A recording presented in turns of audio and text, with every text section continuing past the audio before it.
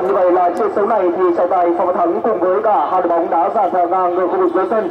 Chúng tôi xin trân trọng giới thiệu và kính mời ông Nguyễn Văn Giang, giám đốc Sân Cỏ Nhân Tạo người xoài, trưởng ban tổ chức giải, ông Vũ Mạnh Toàn, chủ tịch câu lạc bộ bóng đá Trung tâm Thương mại Trường Rồng, đơn vị Đồng Đăng Cai tổ chức của giải năm nay, ông Nguyễn Thế Minh, chủ tịch hội đồng quản trị, tổng giám đốc công ty cổ phần dệt may Sơn Nam ra trao hoa cho tổ trọng tài và hai đội bóng. Xin trân trọng kính mời.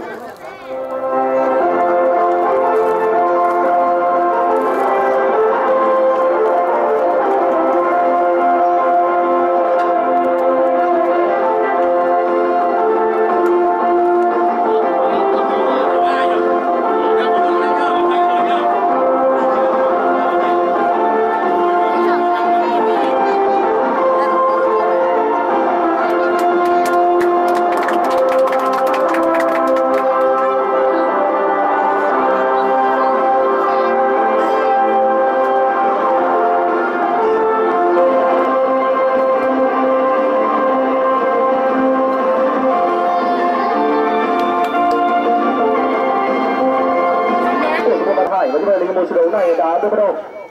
Một trận đấu mà cầu thủ của câu lạc bộ bóng đá Trung tâm Thương mại Trường Rồng, ngoài sự kiện của Văn Hải thì Đức Xuân, Quốc Xuân và đối thủ của anh là Ngọc Quang là ba cái tên thi đấu ở tuyến một. Hai tiền vệ của câu lạc bộ bóng đá Trung tâm Thương mại Trường Rồng ở sau ngày hôm nay được sử dụng bởi bộ đôi Nhật Tân và Đặng Trường Giang. Trong đó thì đá cao nhất trong thi đấu của đội bóng đỏ đó chính là vị trí của Minh Tiến. Ngày hôm nay bắt chính cho câu lạc bộ đá Sunatech là vai trò của Minh Đức. Lão tướng Sơn Hùng, một trong những cơ đại thủ của bóng đá phong trào Nam Định, cũng đã có mặt trong cuộc chiến đấu của hôm nay với vai trò là trung vệ dẫn. Ở hành lang cánh trái theo tôi quan sát đó chính là vị trí của cầu thủ Minh Hiếu. Trong đó thì Hữu Tâm đá bó vào sòng và Minh Tuấn cùng với đại chiến đấu mà câu lạc bộ đá Sunatech cũng như cầu thủ của bóng Trung tâm Thương mại Trường Rồng đang quyết tâm để chiếm trọn 3 điểm sau giai đoạn lượt đi. Nằm ở bảng A của bóng đá Trung tâm Thương mại Trường Rồng có 3 đội bóng, đó chính là FC Sunatech, câu lạc bộ đá Trung tâm Thương mại Trường Rồng, và đội bóng còn lại nằm ở bảng đấu này đó chính là đội bóng FC FPT. Sau đó thì ở bảng B sẽ là cuộc đối đầu của ba đội bóng Công ty 10 Điện Hương 468 và cầu thủ của đội bóng FC Lyon. Tại mỗi vòng đấu chung cuộc của vòng đấu lại thì ban tổ chức sẽ tổ chức đá 2 lượt vòng tròn đi và về, sau đó tính điểm để chọn hai đội bóng đứng đầu của bảng vào dự vòng đấu bán kết. Ở vòng đấu bán kết thì hai đội bóng sẽ đá đối kháng một trận để chọn ra hai đội thắng vào dự trận đấu chung kết, và hai đội thua bán kết sẽ là hai đội bóng vô trận tranh hạng 3. Cơ hội đến đối với cầu thủ Sơn Lộc ở sông tiếng vừa qua. Ngày hôm nay người đá bóng đội trưởng của đội bóng Sunatech đó chính là Hữu Tân. Trong đó thì đội trưởng của Trung tâm Thương mại Trường Rồng ngày hôm nay theo tôi quan sát đó chính là Quốc Xuân khơi vào.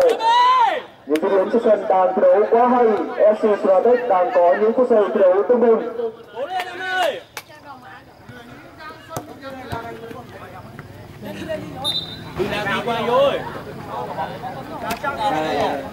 Khả năng tấn công đến với cầu thủ của bên ở song đường đã qua là rất nhiều, đó sẽ điều mà cầu thủ của cả hai đội bóng cần phải thực hiện một lối chơi tương đồng. Cơ hội Minh Hiếu. Như chúng tôi đã đề cập các bạn thì giải bóng đá trên cúp Trung tâm Thương mại Trường Rồng là thi đấu việc tổ chức những buổi ghi hình và đặc biệt là làm phóng sự trên sân. Ngoài ra thì như thường lệ, trang web thể thao giải trí bản tin bóng đá Nam Định cũng đã và đang tổ chức ghi hình lễ khai mạc và trận đấu khai mạc của giải để gửi tới quý vị các bạn trong những khoảng thời gian tới đây rất nhanh. Mặc dù đã và đang có những phút nhập cuộc tương bừng, song đúng là câu lạc bộ bóng đá FC Sunatech, bảo thủ của câu lạc bộ bóng đá Trung tâm Thương mại Trường Rồng ở trong thời điểm hiện tại, họ lại đang có rất nhiều yếu tố về mặt đấu pháp. Dẫn dắt lối chơi của câu lạc bộ bóng đá FC Sunatech tại giai đoạn này đó chính là ông huấn luyện viên trưởng Nguyễn Thế Trung.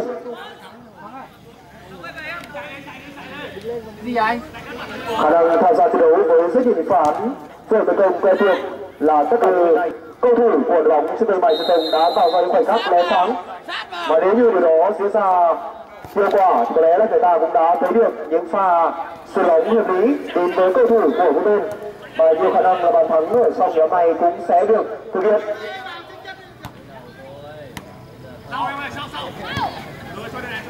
Sunatech là những người đã nhập cuộc tốt, tuy nhiên thì sau đó cầu thủ của đội bóng Trung tâm Thương mại Trường Rồng cũng đã và đang lấy lại được vị thế dành cho đội bóng của mình.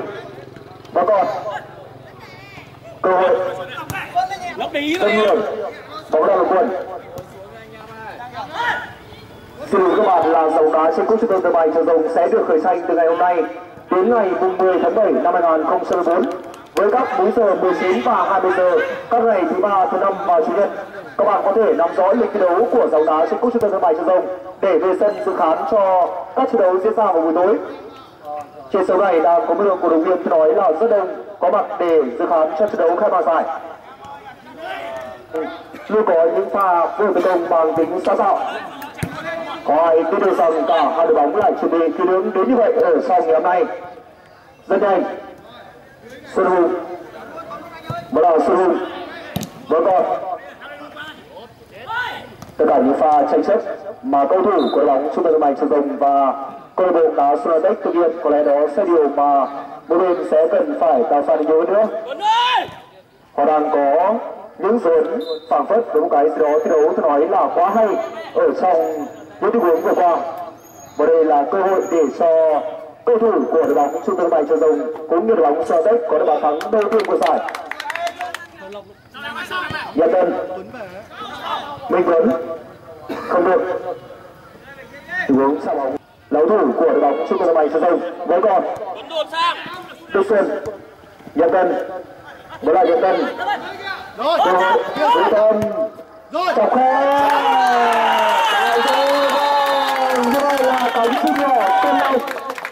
Xuân Lộc đã di chuyển thông minh. Tuy nhiên thì chúng tôi cũng cần phải đề cập đến người đá cặp với anh, đó chính là vị trí của cầu thủ Minh Tuấn.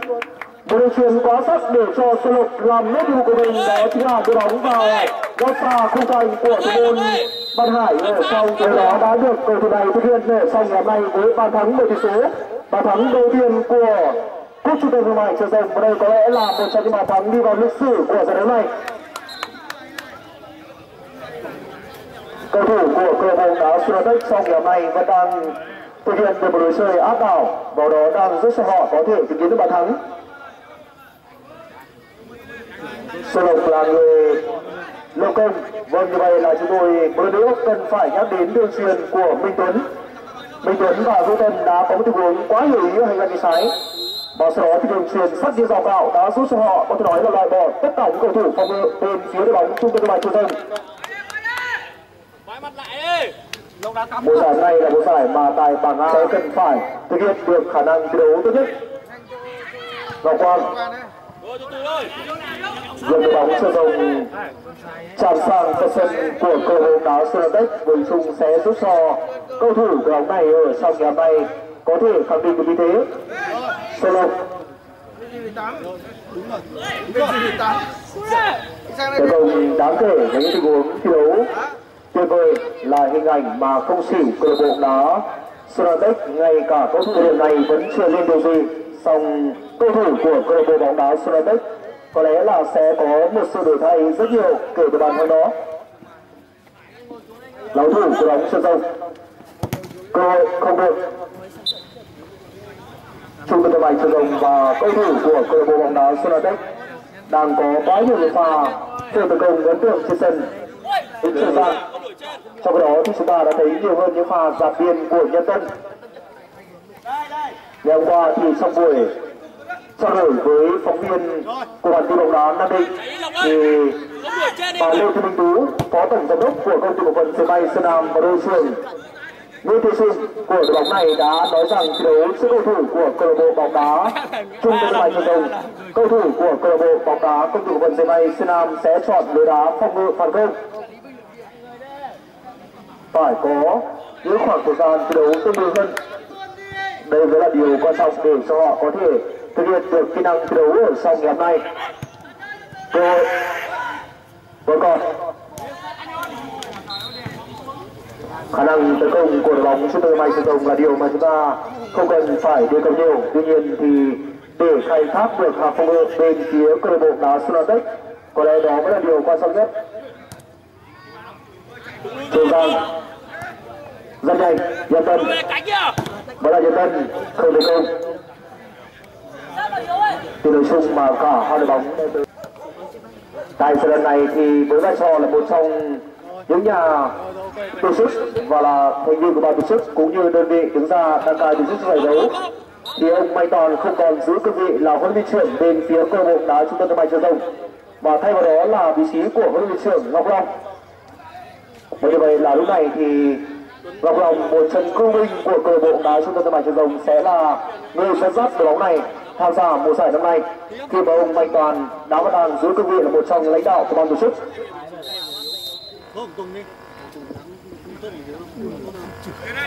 Các pha lên bóng mà cả hai đội bóng đã thi được ở sân những phút qua. Xuân Hùng vẫn còn cơ hội pha đi bóng của Hữu Tân. Theo tin tức của điều lệ sáu bóng đá trên cúp Trung tâm Thương mại Triệu Rồng thì ba đội bóng ở mỗi bảng sẽ thi đấu vòng tròn 2 lượt đi và về, cho ra hai đội bóng đứng đầu bảng để vào thi đấu tại vòng đấu bán kết.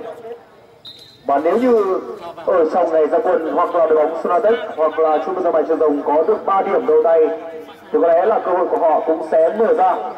Mặc dù chưa phải là tất cả, song 3 điểm trong lượt trận đấu đầu tiên của giai đoạn lượt đi sẽ giúp cho họ có thể tìm kiếm được vị thế tại bảng đấu này. Trận đấu thứ hai trong ngày hôm nay thuộc khuôn khổ bảng B giai đoạn lượt đi sẽ là cuộc đấu giữa hai câu lạc bộ bóng đá Công ty Ống Hồng tỏ ra rất hài lòng sau màn trình diễn mà cầu thủ của cả hai đội bóng để lại trên sân.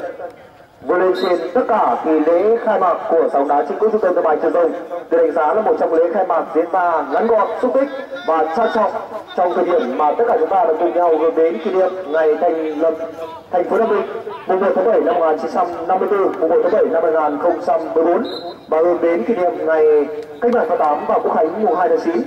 Một số tác động kịp thời của thể thao phong trào tỉnh nhà lên đời sống chính trị của địa phương.